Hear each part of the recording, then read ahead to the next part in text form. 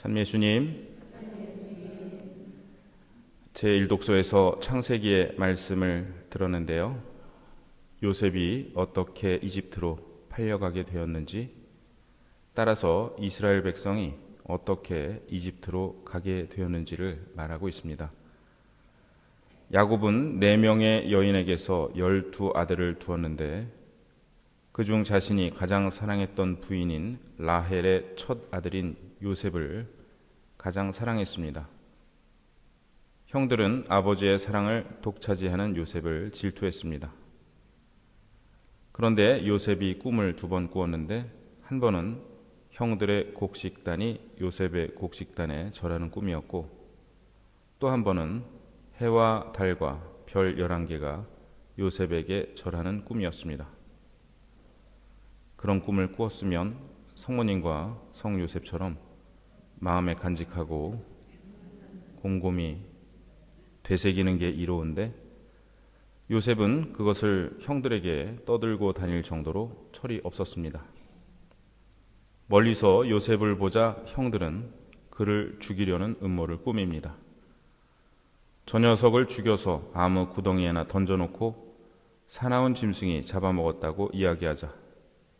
그리고 녀석의 꿈이 어떻게 되나 보자. 암브로시오 성인은 형들의 말이 예수님께서 십자가 위에서 들으셨던 조롱, 즉 이스라엘의 임금이라면 지금 십자가에서 내려와 보라지 라는 비아냥과 비슷하다고 주의합니다.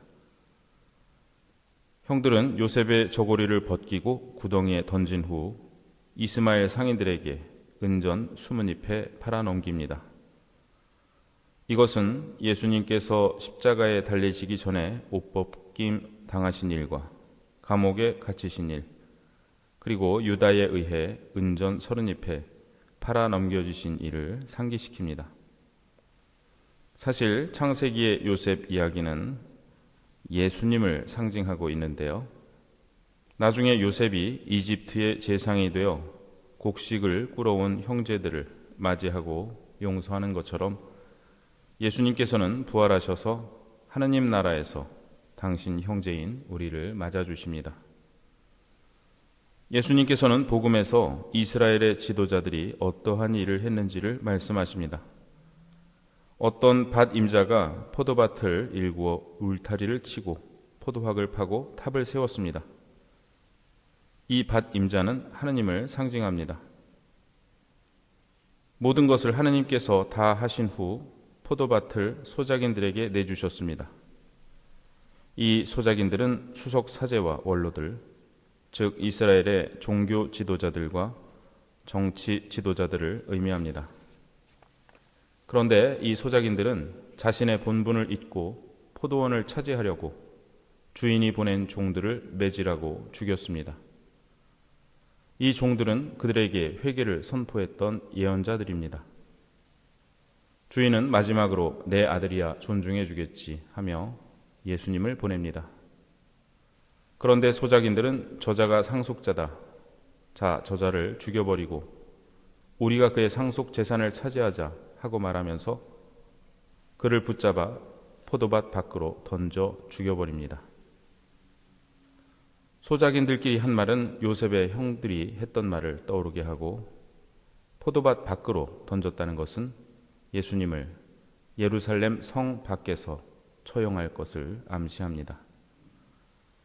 예수님께서 포도밭 주인이 와서 그 소작인들을 어떻게 하겠느냐 하고 물으시자 수석 사제들과 원로들은 그렇게 악한 자들은 가차없이 없애버리고 제때에 소출을 바치는 다른 소작인들에게 포도밭을 내줄 것입니다 라고 대답합니다. 그러자 예수님께서는 말씀하십니다. 하느님께서는 너희에게서 하느님의 나라를 빼앗아 그 소출을 내는 민족에게 주실 것이다. 그제서야 그들은 이 말씀이 자신들에게 하신 말씀인 줄 알아차리고 예수님을 붙잡으려 하지만 군중이 두려워 그러지 못합니다. 예수님께서는 주로 하느님의 자비와 용서에 대해 자주 말씀하셨습니다. 그런데 하느님의 심판에 대해 준엄한 말씀을 하신 때도 있습니다. 이렇게 하느님의 심판에 대한 말씀을 하실 때는 주로 종교 지도자들과 정치 지도자들에게 말씀을 하신 경우가 많습니다. 하느님께서 내주신 포도밭에서 올바른 열매를 맺지 못했거나 포도밭을 자신의 것으로 만들기 위해 하느님의 종들을 폭력적으로 다루었기 때문입니다.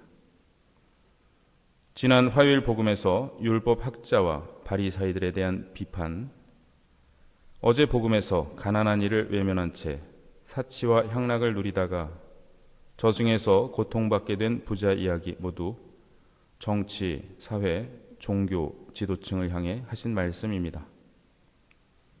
자신의 본분을 잊고 포도밭에서 추수하고 소출을 내야 할 의무를 미루고 있는 사람들, 자신에게 잠시 맡겨진 포도밭을 영원히 차지하기 위해 무력을 사용하고 그것을 정당화하는 사람들, 자신들의 형제를, 동족을 죽이려고 모의하고 작당한 사람들, 모두 낯설지 않은 얼굴들입니다. 우리나라의 지도자 지위에 있는 사람들, 세계의 지도자 지위에 있는 사람들이 주님 말씀에 귀 기울이기를 촉구하고 기도합니다.